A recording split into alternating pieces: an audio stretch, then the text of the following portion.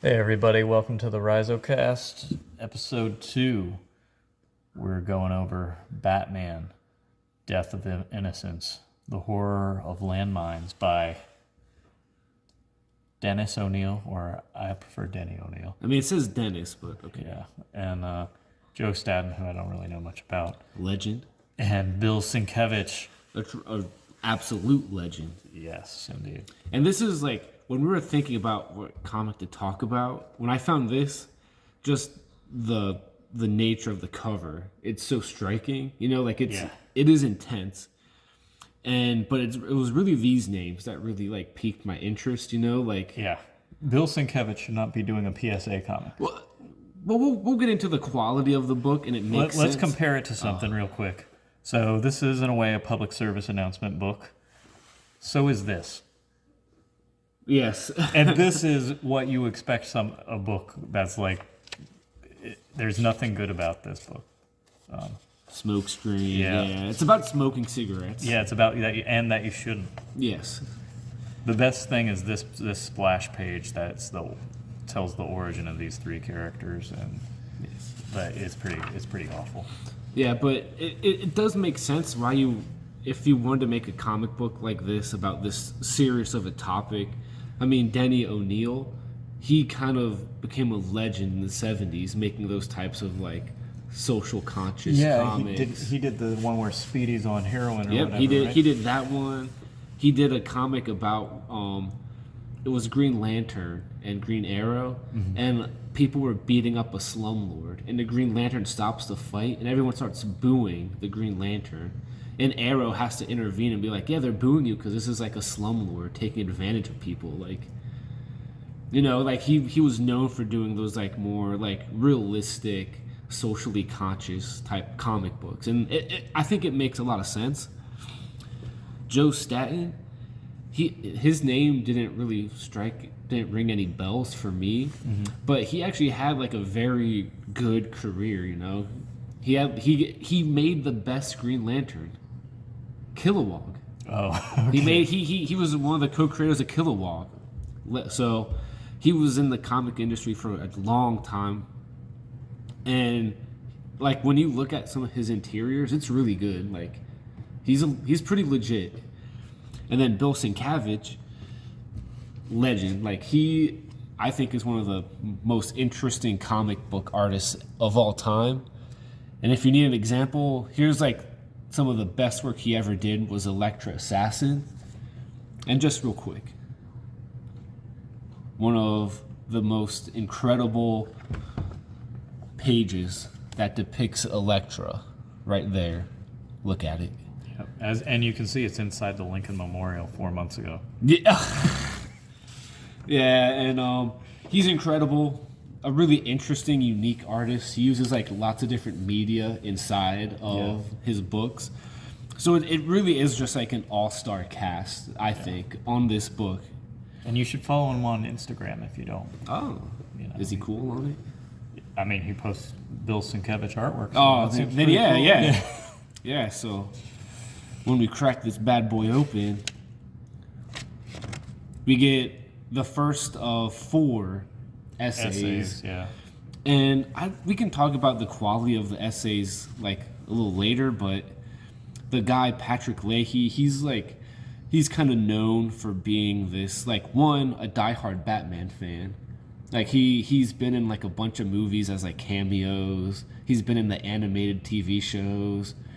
I watched an interview of him, and he was talking about how he was working with DC on something, and some of the editors said like, "Oh, we should have Batman do like this or that," and Leahy was like, "He can't do that. Do you remember issue like whatever back in like whatever year it was?" And he was like, "Batman did the exact opposite and said he would never do that."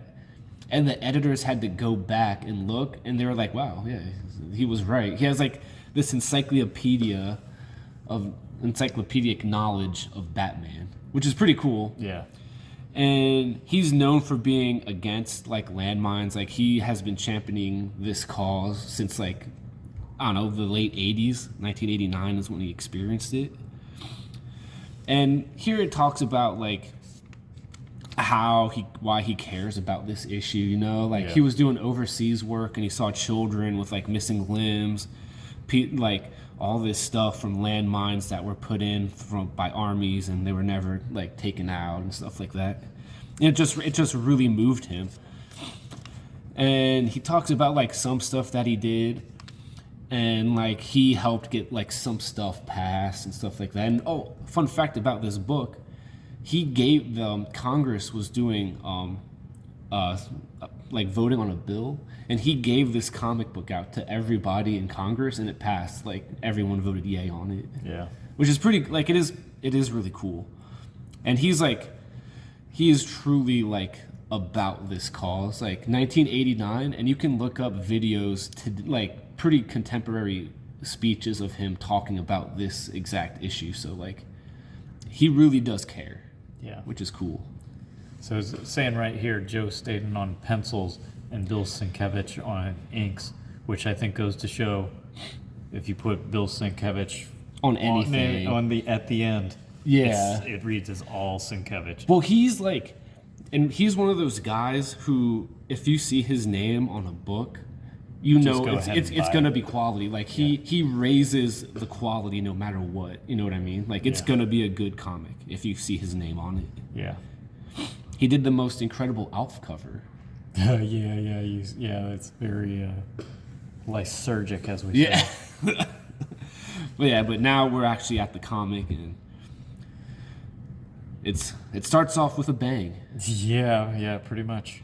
We're starting off a nice, like, the guy, daughter, friend.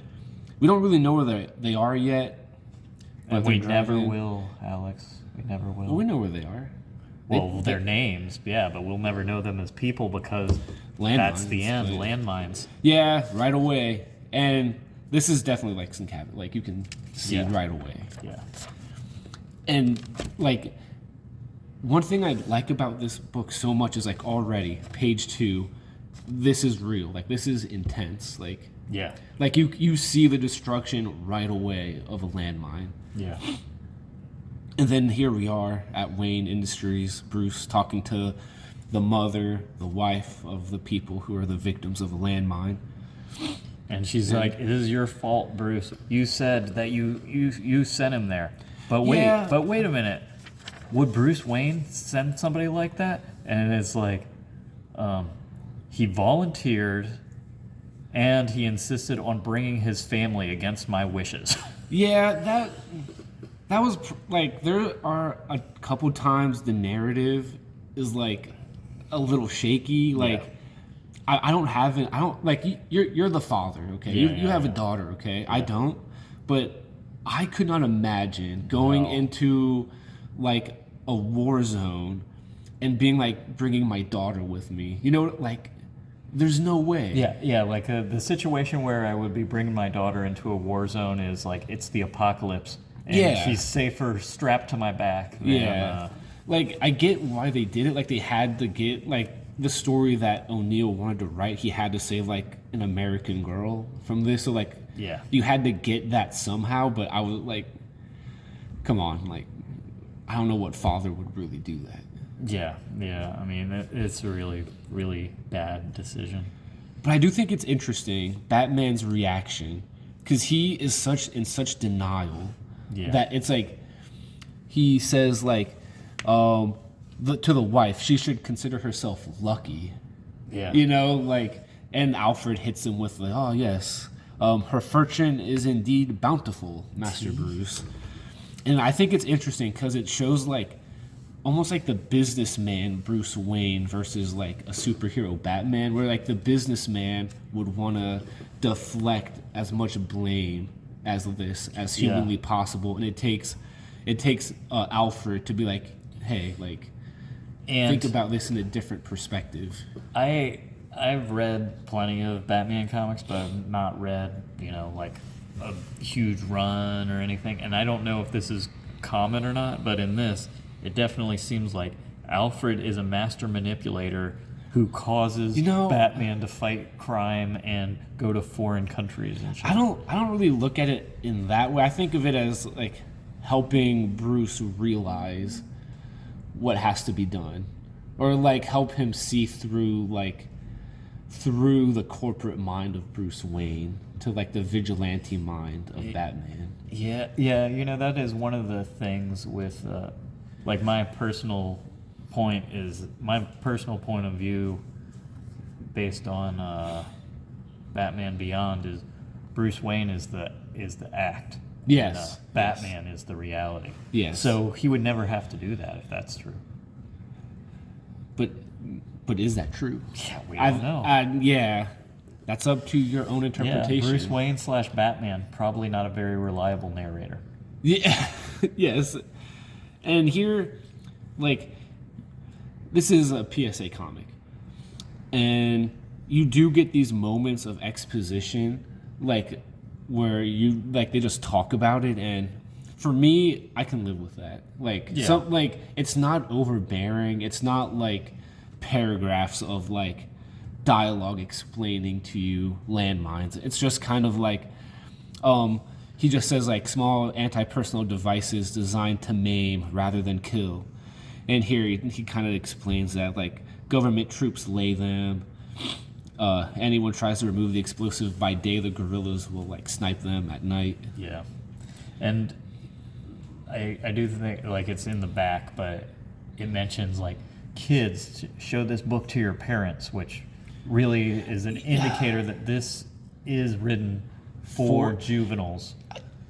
But to bring a larger awareness to the generation. Which we can talk about that later, but this is like, I don't know if I'd want like a young kid reading this book. Like this is much more for like an older audience. Yeah, like, this is you should read this with your If you're giving this to a 7-year-old, maybe you should read it with them. Yeah. At 12, it's like, this is, you want it even more violent than it is. So. But man, look at this. This is a great. This is a great page. Man. And this is, I think we're gonna be talking about this the whole page, but like Sienkiewicz, man, like look, I mean, all the design, like it's hard to imagine. Like it would be interesting to see the pencils. Yes. Like, or just seeing a different inker. Like you give somebody else this page and see what they do with it versus like him. I think. Yeah. Oh. Yeah, you end up with this. And also, just real quick, do you think something's wrong with Alfred's head in that? What do you mean? Like that why is this framed so off? Like, like it kind of looks like, because like his head's not gonna like go like it looks pretty big, and his head off the page isn't gonna go like whoop. Yeah. It just, I saw it and I was like, it kind of looks like he'd be like a cone head. Yeah. So it should be. I don't know. I guess that is by his perspective. Maybe it's correct. I don't know. It just appeared kind of interesting. Yeah, I mean, it would make more sense for that to be completed on the top of the page to me. But whatever. But you know what? Alfred, he gets him. You know, he convinces him to go, and that's a cool panel. That's a cool 3-page panel as well. But he gets him. He's on the plane. He has his dog. He's ready to go. Yeah, but it's not Ace the Bat Hound. No. No, it is not. And we'll find out why in just a minute. But here, it's like, it's also crazy because like this guy talks about like how dangerous this area is, and it just reinforces like, why was that little girl here? Yeah. Like he talks about how like hell would be a vacation here, and this is insane. This guy's jumping out of a parachute holding like this snarling dog. You know, it's like if I were like, this dog seems a little pissed off, as he should.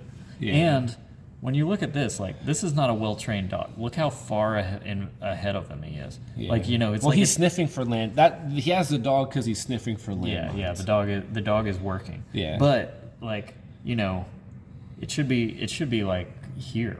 Not this far in front of him. It's like it's pulling him, dragging him almost. Like, yeah. Like so. I think he got ripped off on this dog. I don't think this is actually a landmine dog because he's not behaving like a well-trained animal. Well, he does find a landmine. He does find a landmine, so he's got that going for him. Yeah. But he doesn't have some other things going for him. Yeah. Because this is a very nihilistic book. Yeah. And whenever like Batman, he thinks he's got something going. He's like, oh yeah, we'll be able to find our way. He found a mine. Unfortunately, a guerrilla soldier sees the dog, and there he is. Yeah. He's like, I also just love this. I assume you are an American with your foolish costume. Yeah. That's a great line. And also, I love how it sort of teases us with like a super villain.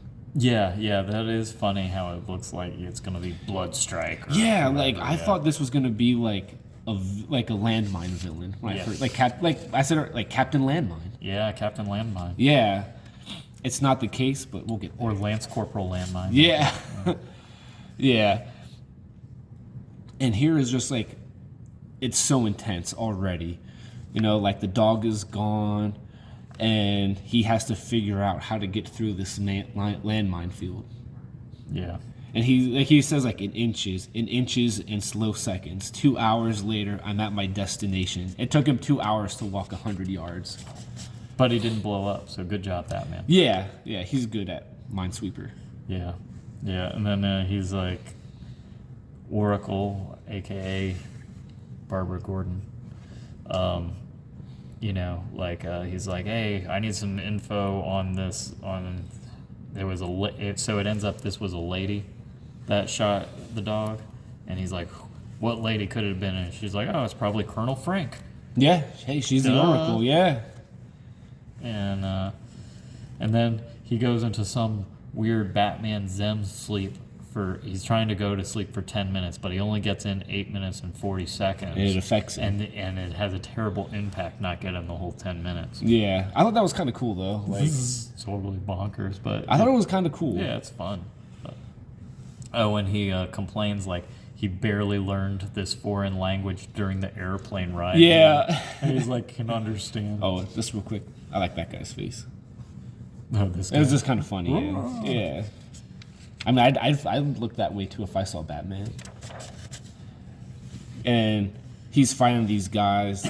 And this panel, it reminded me so much of the Batman Arkham games, where it's like you like sneak from the roofs and stuff, and you like take out bad guys one by one.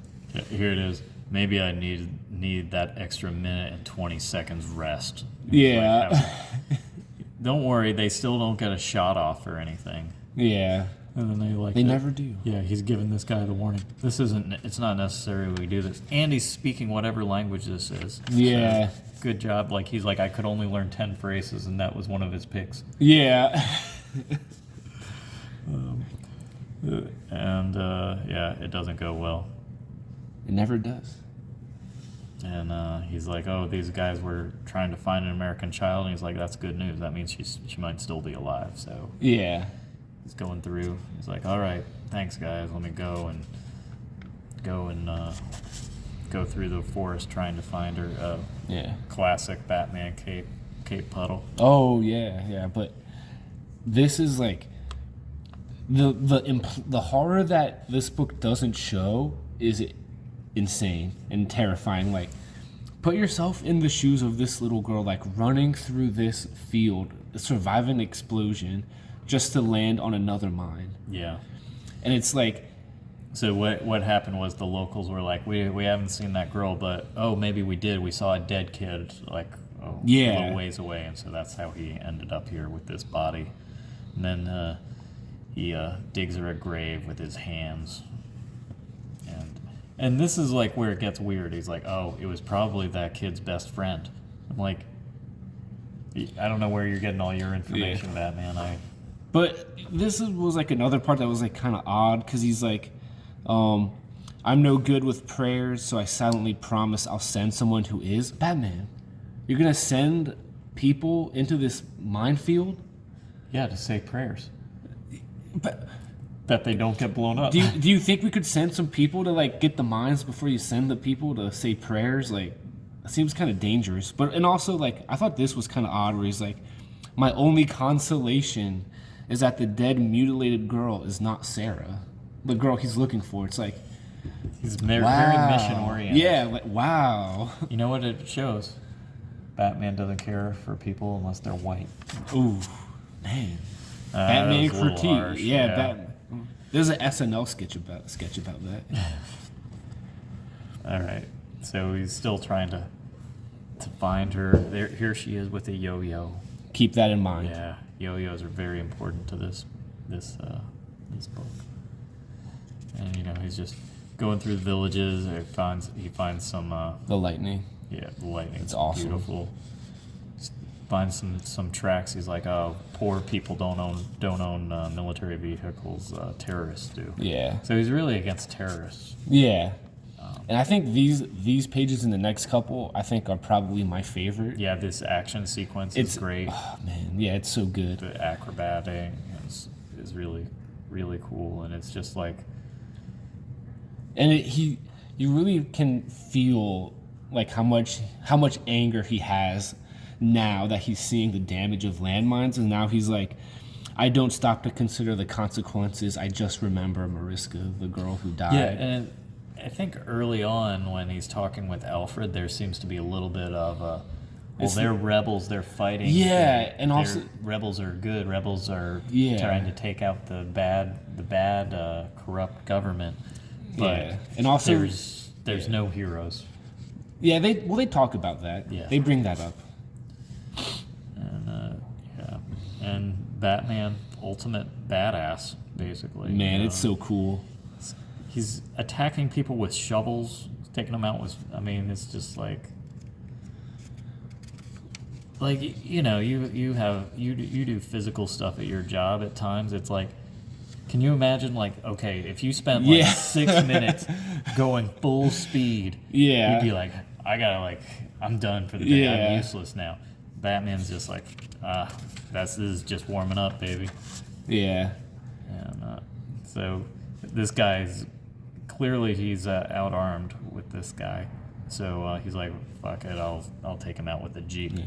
So. Also, like we talked about this a little earlier, but the inking with the lights behind it, emphasizing like how fast Batman's going towards this dude. Like he's taking him out. Like he wants to he is so furious right now. Yeah. Thinking of like what's going on here. So what's weird is, okay, so the way this explodes, do you think it hit a landmine? Ooh. Instead of it just getting shot? Like, I can't tell. Because I don't think there's a place you shoot a Jeep and it explodes in this way. Like that? Ooh, yeah. But then again, like, it is these military dudes' Jeep, so maybe it has explosives. It's probably packed full of landmines. Yeah, probably.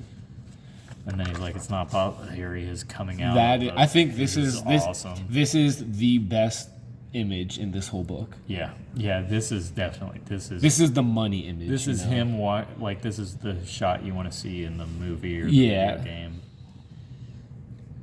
And then here it is, Batman with a gun. One of the top moments of Batman with a gun. Yeah, he's shooting up the landmines so that. Quick shout out to the other Batman gun moments. Yeah. Batman Colt, shout out, that's incredible. Dark Knight Returns. Yeah. Batman Year 2. Yeah. Less incredible, but it makes Batman sense. with a gun. Then there's a few other Batman with the guns in the Golden Age too. Oh wow. Yeah. But yeah, I mean, this comic's beautiful, and so he's like, okay, I still gotta try and find where this girl is. He's not done. And he makes it to the headquarters of the rebels, and here's the colonel. He's like, hey, how's it going? You can try and pull your gun on me, and I'll probably kill you, or you can scream and I'll probably kill you, or we can just talk right now calmly. Yeah, but I think this is like where the most like morally complex. Yeah, for sure. Because so he's talking to the general, and this, keep in mind, this is the same woman who shot the dog earlier, and they're talking about landmines, and the woman brings up he says that excuses your own atrocities against innocents. He's saying why are you using these landmines against these people? And she says you speak of innocence, our government killed my 2 kids. Yeah, they shot these kids because it said it would teach me a lesson by her crime was writing to a newspaper. Yeah. And it's this idea of like, when you have these wars, like, is there really a moral, like, upright team, like, side? You know what I mean? Yeah, like, yeah, and he's right here. He says, "I pity you, Colonel, Yeah. and I don't doubt that your cause is just, and it's like, but it doesn't justify the maiming of children." but it creates this idea of like, are they bad? Like, they are bad, but they're not bad for their ideology, but they're bad in the ways that they want to. That they literally feel the children as collateral damage is acceptable to them. But you also have to keep in mind, like, the idea of like, if these kids don't get shot, you know, and if they don't motivate her and rally her, would they want to use the landmines? Like, it's like a push and pull type thing where it's like violence begets violence. And okay, so then she wouldn't use the landmines, but somebody else would. You know? Yeah, and maybe she's using the landmines less than somebody else would. We don't know. Yeah, and I just thought that, like, it was so interesting and complex. Like, it is not. They very easily could have just had her as this ruthless killer who just laughs at putting landmines, but she's like, I have a cause. I am motivated. Like, I have reasons why I have to do this. She's not super cartoon villainy. No, all. She's very, very real. It's very complex. But some of the soldiers are on the verge of super cartoon villainy in a minute.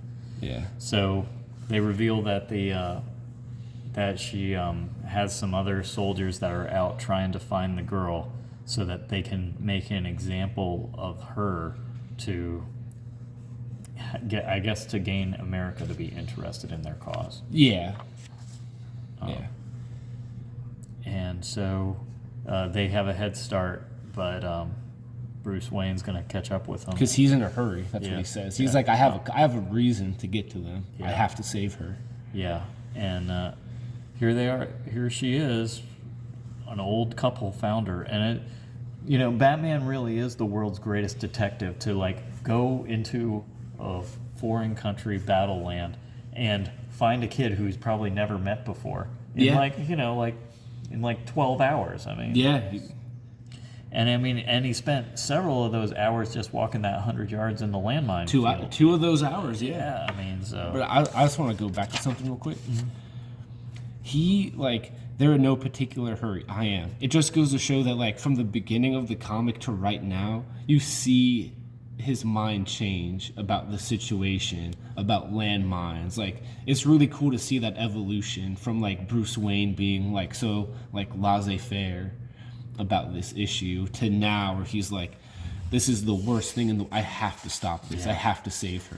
Yeah, he's like, this is way worse than that time Joker poisoned the water supply. Yeah, but I think seeing such complexity in the story is really cool and interesting and thought-provoking.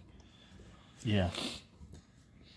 Yeah, this, and then they're like, okay, what we're going to do is, let's basically they're like, we're going to send them out into the landmine field to walk on their own just so we can laugh when they explode. So these guys are who you thought the ultimate villain was going to be. But this is still horrifying. Oh, yeah. Like, this isn't like the Riddler, like, oh, yeah. I have hidden landmines in a book, and if you don't read them, I'm just gonna make them blow up. Yeah. This is hardcore. Like, these guys, you want these guys to die. The Colonel, you don't want her to die. Yeah. You're like sympathetic and understanding. But it's hardcore. Like, these are bad dudes who want to do bad things to people.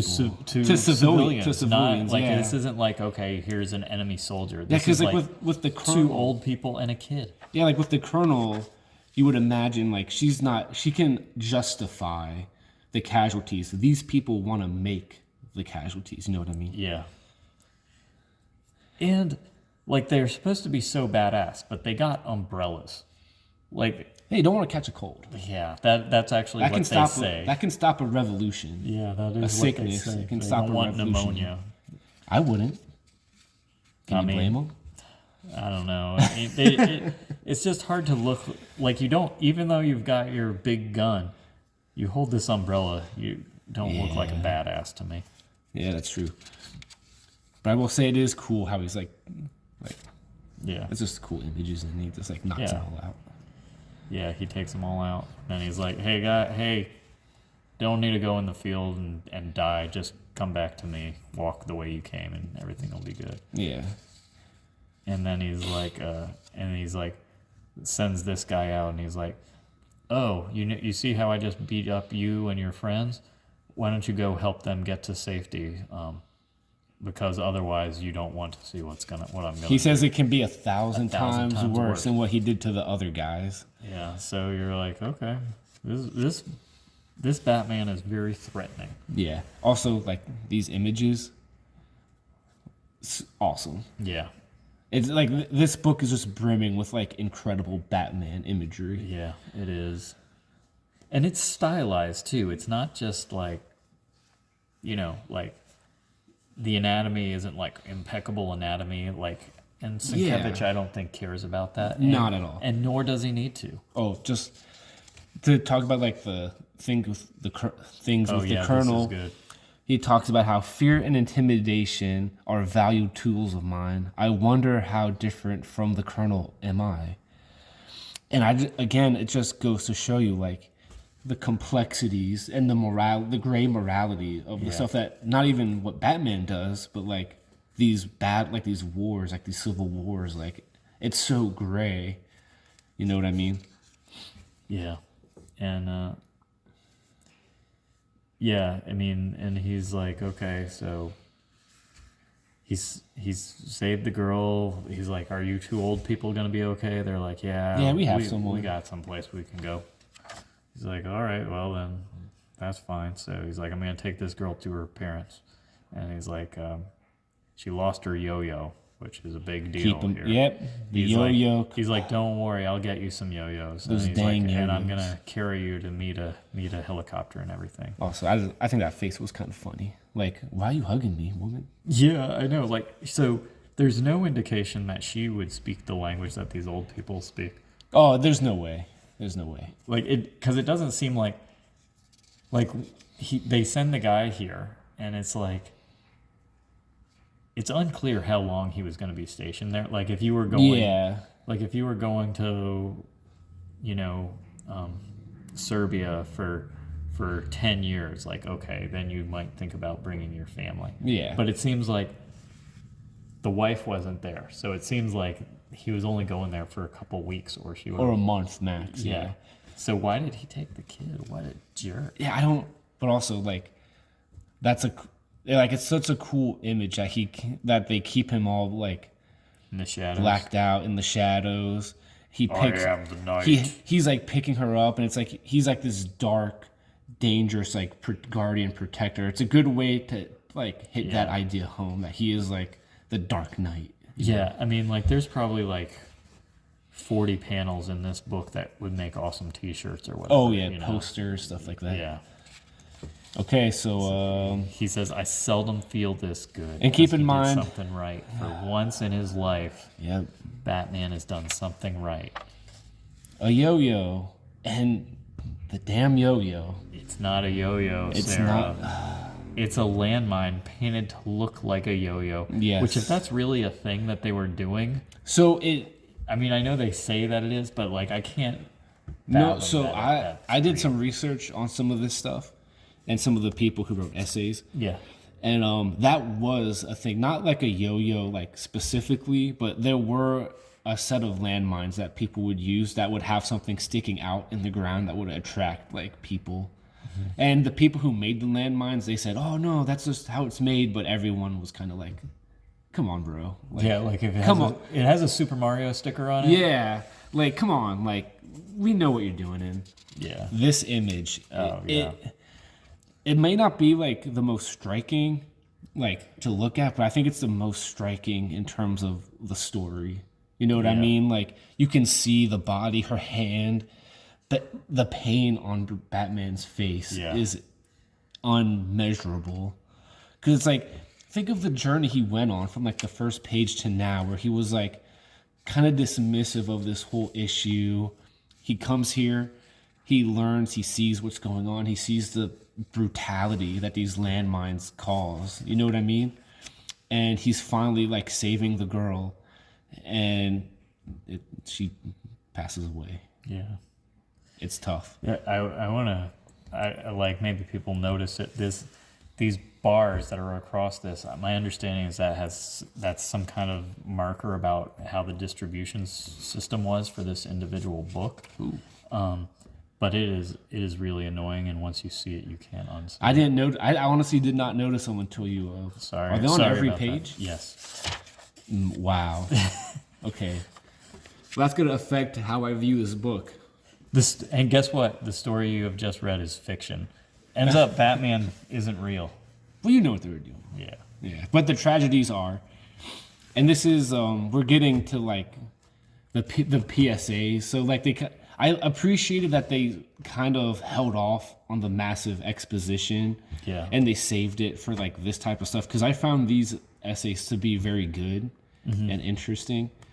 You know, the first one, Landmines, the Indiscriminate Killer. Colonel David H. Hackworth. Fun fact, he was the inspiration for Apocalypse Now. His time in Vietnam. Interesting. Yeah. And he sort of talks about like the military side of it. Like this dude is like pretty legit. Like he was in the military. He says he was a 15-year-old soldier at the end of World War II. And he served in Vietnam as well. So he's in it. And he's in it for life. He was a lifer, and he knows what he's talking about. And he just talks about how they're so indiscriminate, and he talks about how he saw his like fellow soldiers like step on him. But really, like this is all like the emotional part of like an argumentative essay. Yeah. It's really not until here where you get to like the meat and potatoes of what he's talking about and like why they should be banned. He says generals say they're non-essential, they're budget essential. That's where it's like you really hit home. Yeah. A huge reason is that like he says that the budget is $89 million for landmines, and they don't want to give up an inch of that budget. Yeah. And I think that hits the nail on the head. Money, money is everything in the world. I do think one of the things. So like when I went to Germany, I was doing a thing in Dresden, and they found a bomb, and they had to close off the streets and go detonate it. And I think if we had stuff like that, this would read truer to people. Yeah. Oh well, they talk about that in the next essay. So I just think if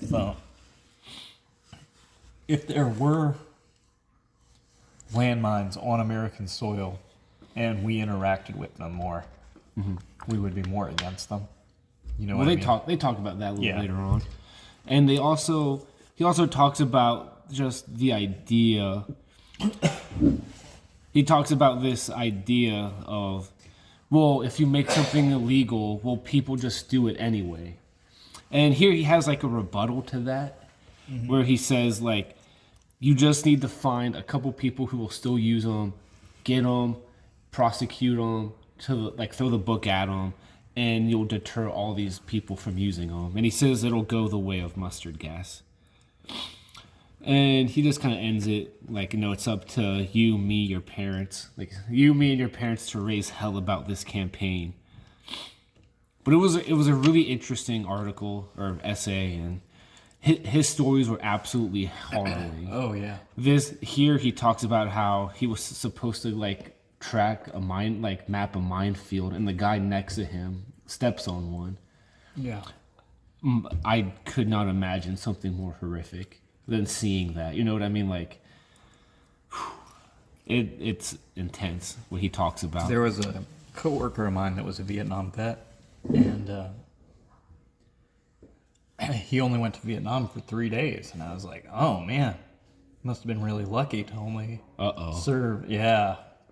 And he's like, I got hit by a grenade, and he lifts his shirt, and he's like fucking littered with scars.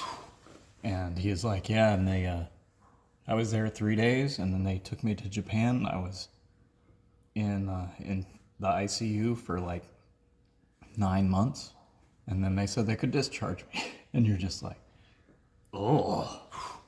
I can't even. It's And to me, you know, like,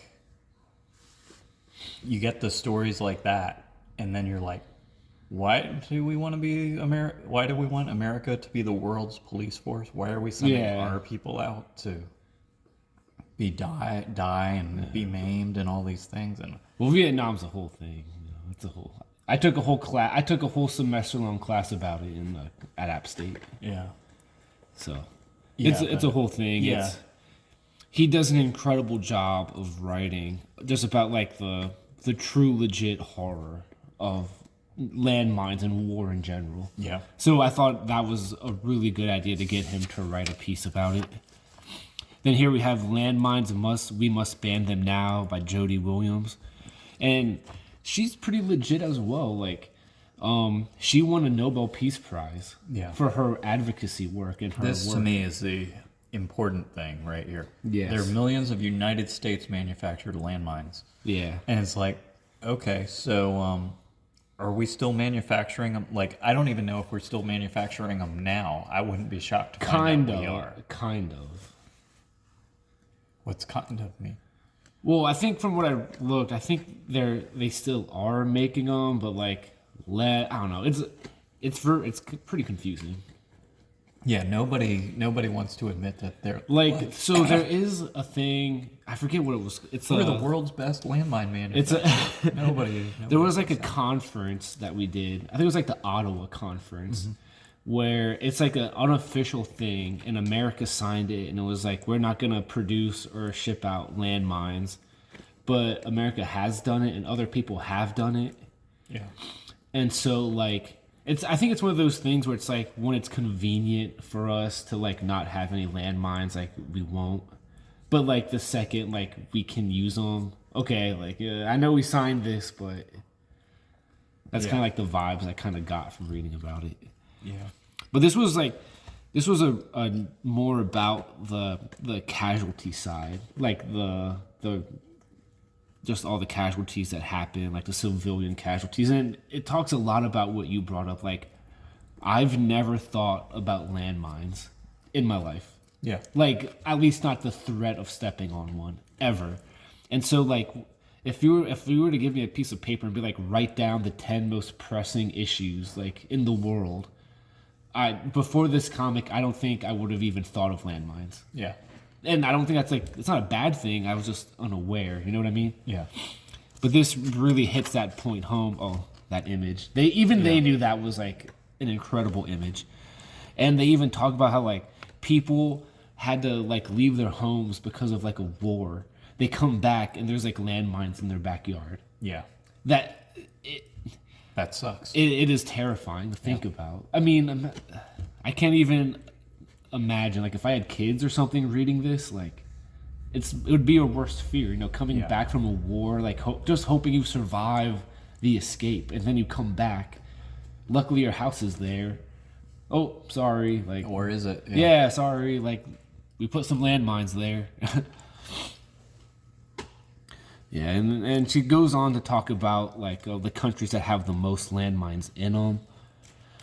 And I think this whole thing that we've been saying, part of it too, is it's just like, you know, like some cities, they have a lot of gun violence. Yeah. And we don't live in a place like that. And so to us, it kind of like, feel removed from it. yeah, like the ideas of guns as an actual threat, it's not there. I mean, like, but we do live in a part of the country where it feels like 50% of the people we know Have guns. Probably 50%, at least 50% of the people have guns in their household. Probably more. Probably, yeah. And probably at least 25% of people have conceal and carry and have a gun on them at any time. Yeah. So I do feel like there's a weird thing specifically here where some people are deterred by the knowledge that like everybody's packing. Yeah. So like don't fuck with anybody. Yeah. Yeah. Yeah. And this is just like a sad reality. Like 85% of the landmines in the world do not come from the countries that have to deal with the problem. Yeah. And that's kind of what we were talking about. Like, like America was making them. We don't have to deal with it. Like, it's not our problem. Yeah. I wonder if China makes them now instead. I don't know. Yeah. Food for thought. Food for thought. Yeah. Because they can make them cheaper. Yeah. Yeah. Yeah. And then the last one by Jerry White, Landmine Victims Need Your Help. See, this was like, I think they did such a great job. They covered such a wide spectrum of people with like different ways of approaching this issues. Of not liking landmines. Yeah. So this guy Jerry White, he's a real deal too. Like he ran. So at this point in 1996, when this comic was made, it's called the Landmine Survivors Network. Mm-hmm. That would go on to change to like Survivors Network or something like that. But pretty much it was like a nonprofit. It was like a charity thing that if like people who were victims of landmines, it would help like pay for stuff and like they'd help you out if you needed it. And he's a victim of a landmine. He lost his leg. He was doing a summer abroad, like during college in Israel, and he was hiking and he stepped on a landmine. And it's crazy. He said like he was with a couple guys and one just happened to have like EMT experience and was able to like tie the leg up. And I think they said it was like 2 hours. They carried him. Those are good friends, right? Those are your best friends. They keep you send them Christmas cards forever. Yeah. You know, they get a gift card to Chili's, you know what I mean? Yeah. But yeah, no, it was, man, like there's a lot of like horrible things in this book. Yeah. Like horrifying is what I mean, facts. like scary. Yeah. And I think this is interesting that a landmine costs anywhere from $3 to $30 to produce. But I wonder if the cheaper ones are actually the more deadly ones because the cheaper ones I bet don't have some kind of safety to diffuse or anything. Yeah, but also keep this in mind too. Yeah, it costs $200 to $1,000, and it kind of goes to, like the Colonel's idea of like the money aspect, like the budget. And it's like by us planning these landmines, we will cripple the quote unquote legitimate power financially. Yeah, and then we win. Yeah, but you win, but you still are in a country littered with landmines, so yeah, it doesn't really help. But I think it just like the money part. When I was reading this, is like probably the biggest reason, you know, like yeah. And he talks about like his surgery, 6 months, 5 surgeries. Yeah. He was able to come back to America. And that's really like the biggest thing is like the healthcare aspect of this and like how tough it is for people. And he uses Cambodia as an example, where it's like a crutch costs less than $20 in Africa. A wheelchair costs less than $100 in Cambodia. But money is not the only form of assistance and stuff like that. And he's really showing you like the long-term toll of a landmine. Yeah. You know, because it's like if you step on one and you survive, like if you lose a leg, that's like you're noticing that every single second of every single day. You know what I mean? Like, yeah, for sure. There's not any moment in life where you just happen to forget you don't have a leg. Yeah. And I think he really does a good job at hitting home that argument and that idea. And yeah, and that's, you get all the stuff you can call, and well, it's probably out of date now. I mean, this is like 1996. Yeah. But I found this to be an incredible read. I thought it was really good. I thought the essays were all good. Yeah, it's better than you would ever. By far, it's. Once again, this is what you expect. This is trash.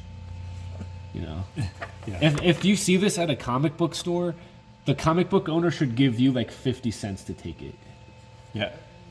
I actually got given a stack of like 30 of those. Exactly. He was given 30 free of those issues, but I feel ripped off. Yes. And I thought this was incredibly powerful and moving. You know, the essays, I thought the essays were great, you know, like it really opened my mind and my eyes to an issue. And I just wanted to say, like, my only issue is like when you write an argumentative essay about something like this, I would have liked maybe some sources. Oh, like some footnotes. Some footnotes, some sources. Maybe like at the back have like a list of sources that these people used, but that's like the historian in me. You know what I mean? Because you always had to load up your papers and your essays. But in terms of just like a argumentative, like 2-page, 3-page essays, they were great.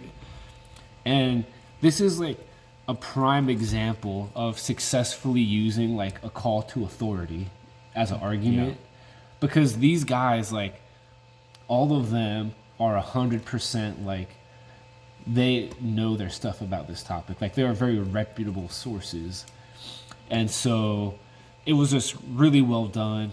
I really enjoyed it. Well, I think that's a weird word to say, enjoyed. Yeah. I mean, an interesting thing is this was expensive. I can see why. Well, I mean, this was $4. It's a regular comic book at a time when regular comic books were maybe $2. Yeah. So, I'm not sure I'm sure they gave away a lot for free to this thing and that thing. But I'm sure the government may have sent some money. But most of the PSA comics are free, and they're like, you know, when I was a kid, I got the Teen Titans Drug comics. Yeah. And they gave them out to my 3rd grade class. Everybody got one. Mm-hmm. And so it's interesting what's going on with the distribution in this book, because this book, I remember actually, I think it came out. It must have come out before this. There's another all but a PSA comic called Batman: Seduction of the Gun, and it's about a little girl, like, spoilers for a 30-something-year-old comic. It's about this little girl finds the gun that isn't properly in a lockbox. Oh, okay. Yeah. There's a Daredevil issue like that, Frank Miller. Yeah. I mean, I feel like it works better to me when it's like Frank Miller working this thing into an issue of Daredevil instead of doing a standalone issue. But the thing about this is, like, if you were to take away like that subtitle and you were to take away the essays, I could totally see this as like a bridge comic, or this could just be like a Batman one issue shot. 227. Yeah, like the quality of this is so high that they could have done that. Yeah. And maybe that has to do. Maybe that was part of like the book, and maybe someone saw. I don't know. Maybe the idea of it, but I mean, I could imagine a storyline where like Batman comes back to Gotham after this experience, and he's racked with guilt or something. You know what I'm like? Yeah, and he decides that Wayne Industries is going to shut down their landmine division. Yeah, like Iron Man. Yeah. Like an Iron Man type thing. Yeah, it could happen. But I think that just goes to show like the quality. Like, again, this thing, you could not do anything with this. Nothing really. I mean, but it's just a great comic, and yeah, it is.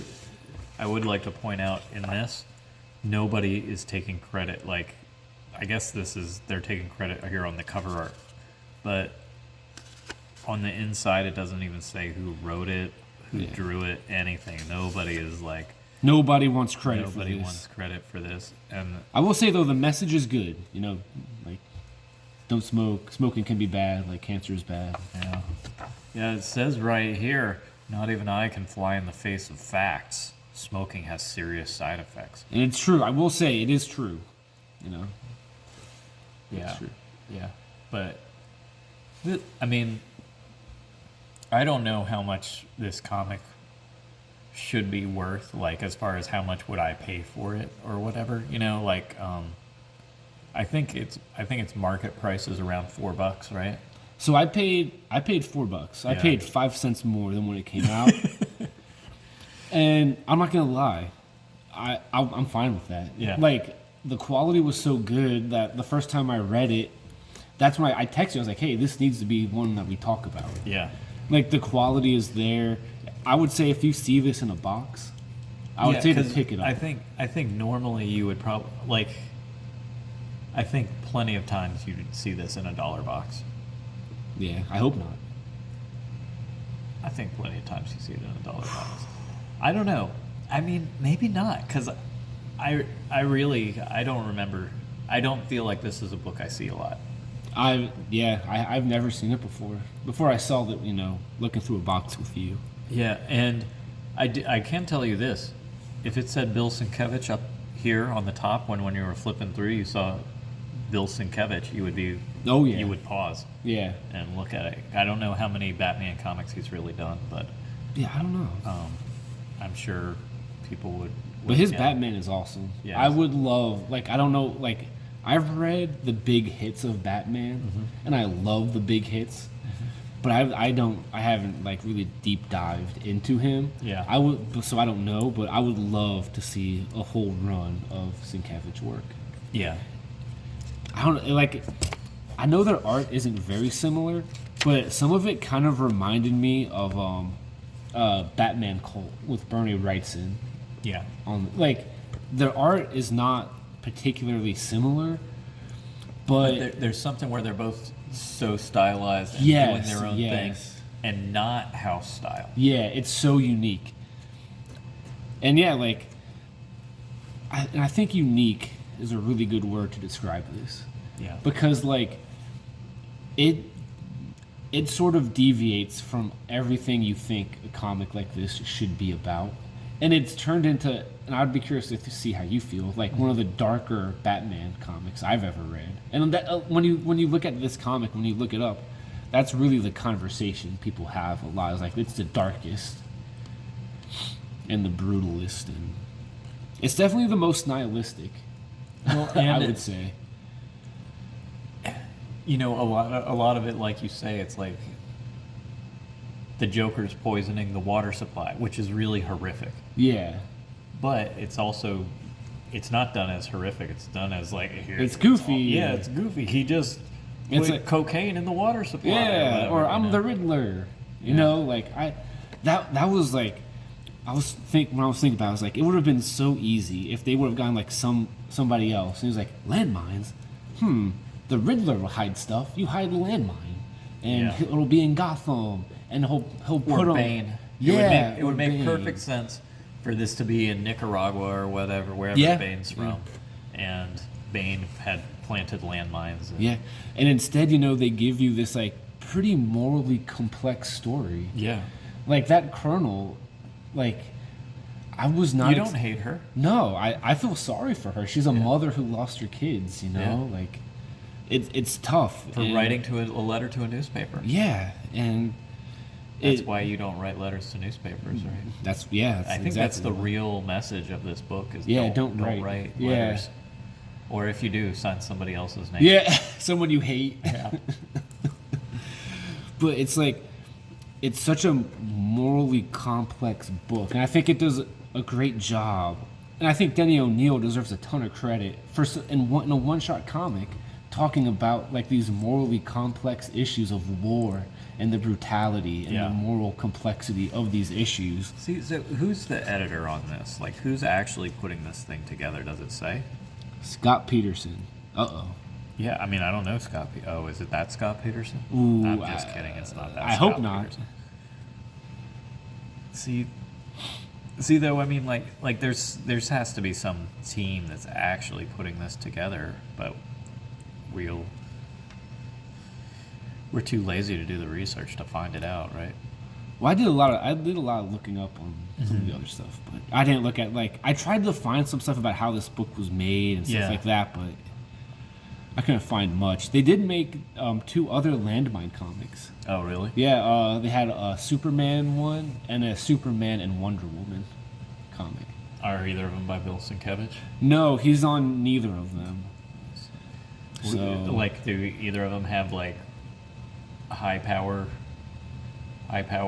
comic creators on them, or not that I remember.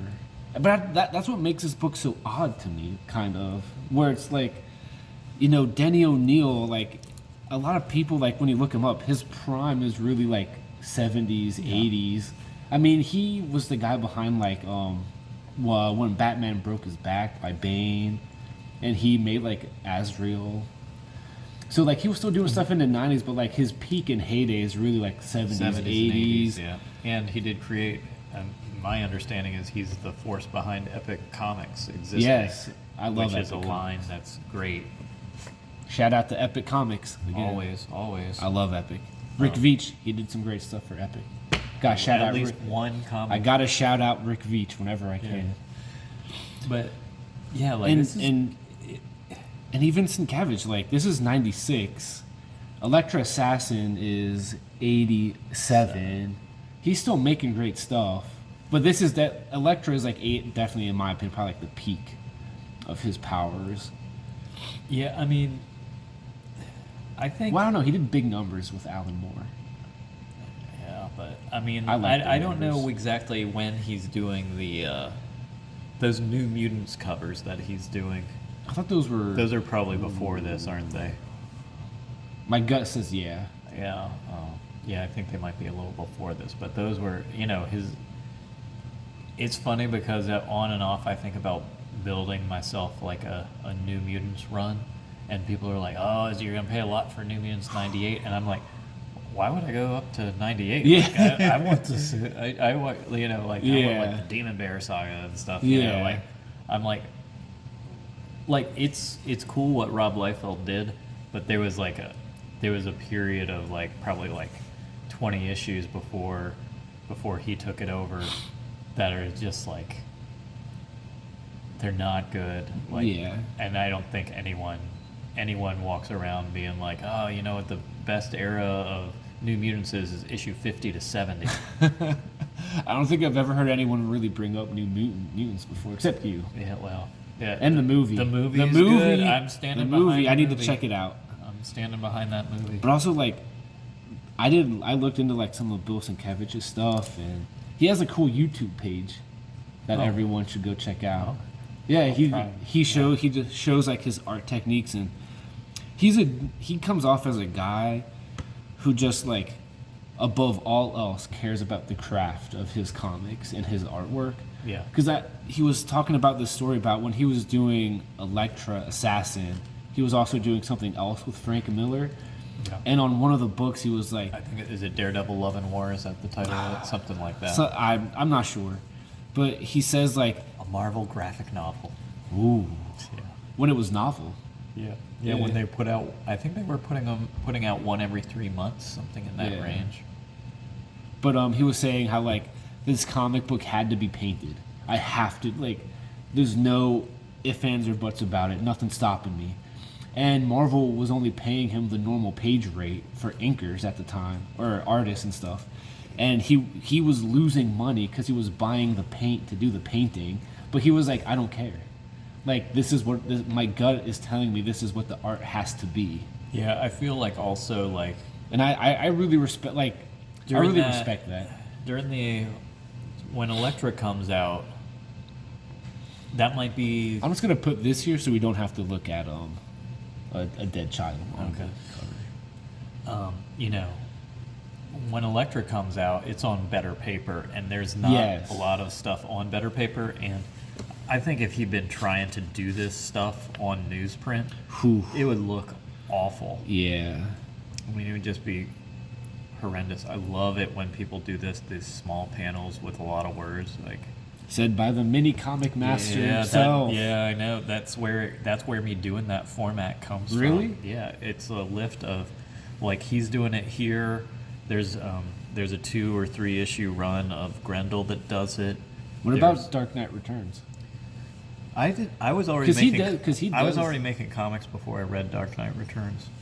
So you didn't read Dark Knight Contemporary? No, Like, I as it didn't. came out? I didn't read it, and I think I got Dark Knight Returns a couple of years after Dark Knight Strikes Again came out. So, Oh wow. yeah, it was a long time. Wow, yeah. Yeah, a long time later. Because Frank Miller does that in Dark Knight Returns. Yeah. But to me, like, I was already doing my minis that are kind of in that style. Like, but like there's a. If you get I can't remember which issue of Epic Illustrated it is, but there's there's a story that's great the way it's done is it's like got all these columns like newspaper style, and then it has like a little 1 inch by 1 inch images mixed in with it, and then when you turn the page for the finale of the story, all of those 1 inch panels were just zoom ins and crops from the main image. And so it's a cool trick, and Dave Sim did the same trick when I collaborated with him on Ultimate Lost Kisses number 11. Go look it up. Find it on eBay. How much is it going for? I don't even know if it's for sale on eBay right now. Dude, you gotta know if your own stuff is on eBay. I don't even know if I have a copy of it. I should have a copy of it. Yeah, you should. I mean, I know I think I still have the original art somewhere. Well, that's cool. Hopefully cool. I still do. I've moved a lot. Yeah. But yeah, if you see this book and you've never read a Batman book, I think it still is this would be a good Batman book to start with, I think, in a way. I haven't read a Batman book in a really long time, and like I kind of steer away from the quote-unquote straight superheroes, which I'm not even sure if Batman is classifiable as a straight superhero, you know, because he's so psychologically twisted. Yeah, when he's portrayed well and when it's an interesting Batman comic. Yeah, you know. So for me, I would 100% recommend this. Mm-hmm. Like if you see this in a box, you know, buy it. It's really good, really interesting. It may make you think a little bit about like the goings on in the world and stuff like that. Yeah. But as your first Batman comic, ooh, that might be a little tough sell, but I mean, you don't really need a lot of back Batman lore to that do is this. true. They give you the one page, like the parents are dead, you know. That's why he does what he does. Yeah. Which I do like that this has that thing that Jim Shooter. Yeah, Jim Shooter's thing. It's everybody's first. Yeah, it's somebody's every comic is somebody's first. I mean, he gave this book. to all these people in Congress. You know, Nancy Pelosi, before he gave this to her, she probably had never read a Batman comic. No way. And she probably didn't read it. Friggin' Mitch McConnell reading a Batman comic. Can you imagine that guy? I don't know if he was in Congress then, but I know Nancy Pelosi was in Congress then, so she had a copy. I don't know if he was either, but whatever. Yeah. But I mean, like Feinstein.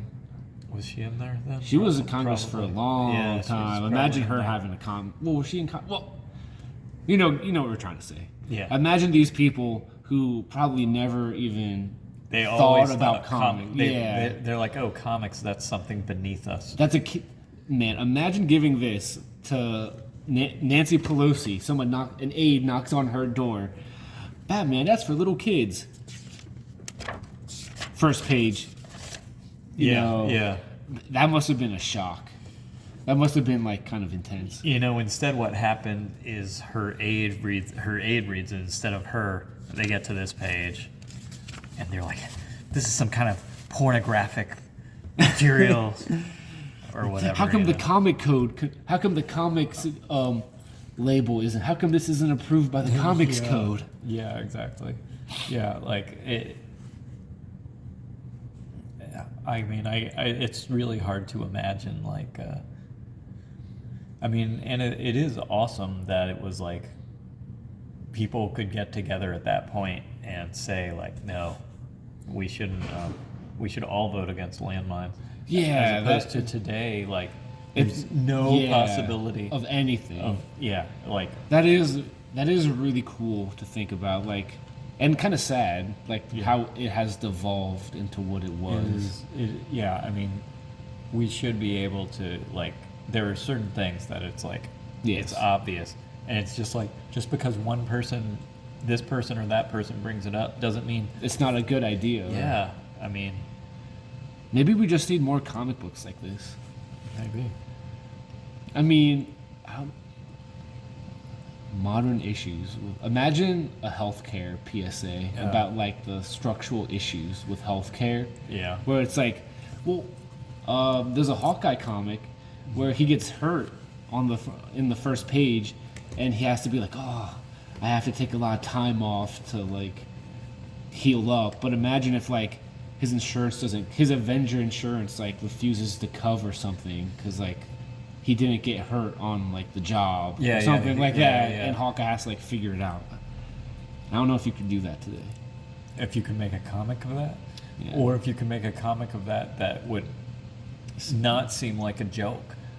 Ooh, yeah. See, because that's the thing. Like, this is not a joke. There's nothing about this that is funny. No, it is 100% serious. Like, but I am the knight.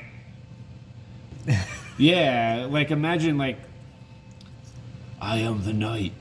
Yeah. What is my copay deductible? Yeah. So like I don't know, and like there's a lot of stuff in America right now that I feel like it would be kind of distasteful.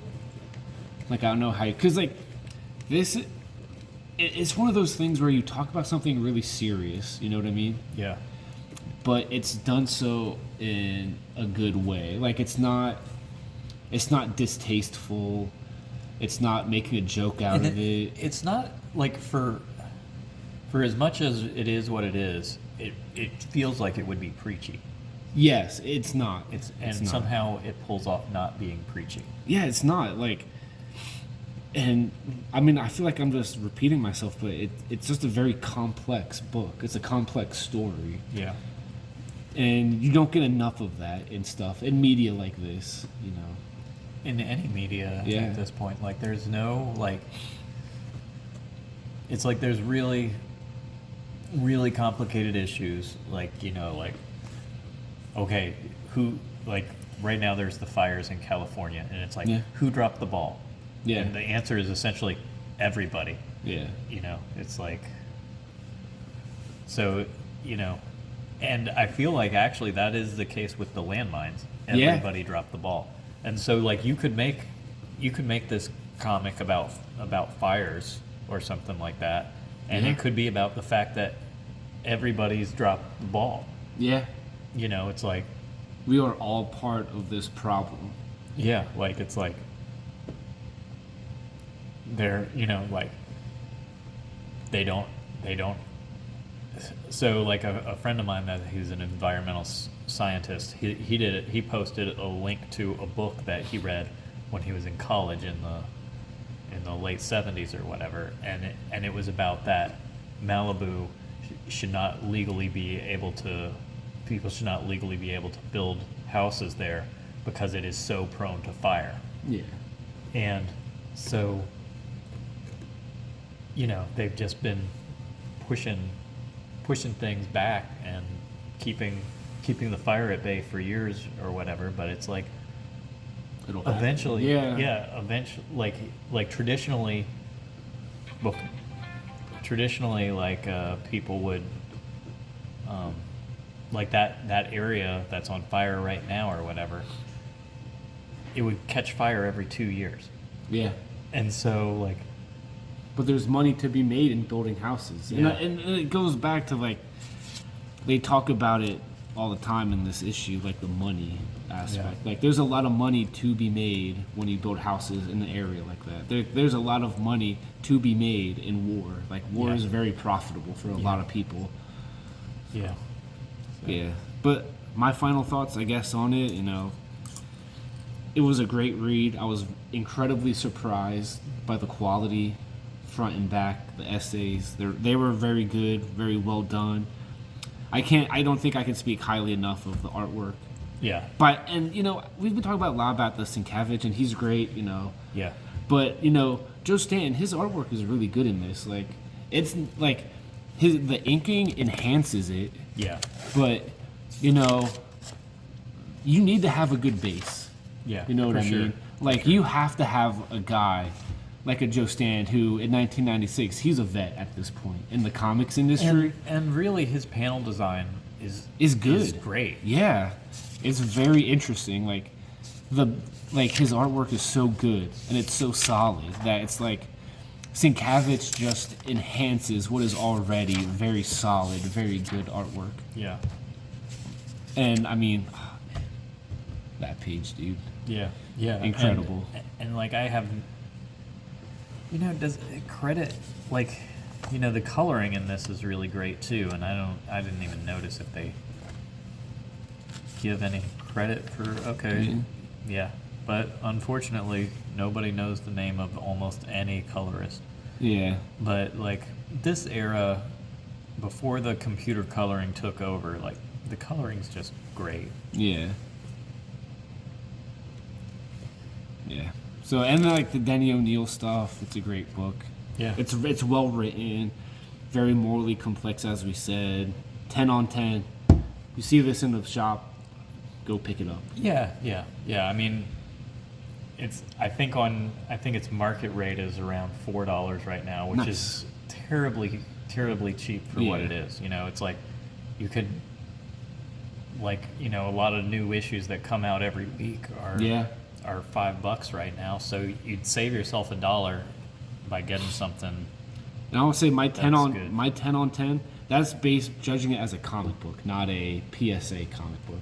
Oh yeah. If I'm judging it as a PSA comic book, it's a certified 20. Yeah. Shout out to right. Usher. Yeah. On a scale of 1 to 10, it's a certified 20 as a PSA comic. But as a normal comic, it's great. Check it out. It's very nihilistic. It's depressing. It'll make you think. Yeah. It's about. Yeah. It's Yeah. tough. Yeah. It's brutal. But Yeah. I mean, I think if anything about this makes you have an interest in this comic, you won't be let down. Absolutely not. But at the same time, if you're like, oh, that sounds too dark and depressing for me to deal with in my life right now, I'd understand. then I totally understand, and this is not for you. Yeah. So yeah, I guess that's pretty much our thoughts on this book. All right. Thanks everybody for listening. We'll see you again one day. Oh yeah.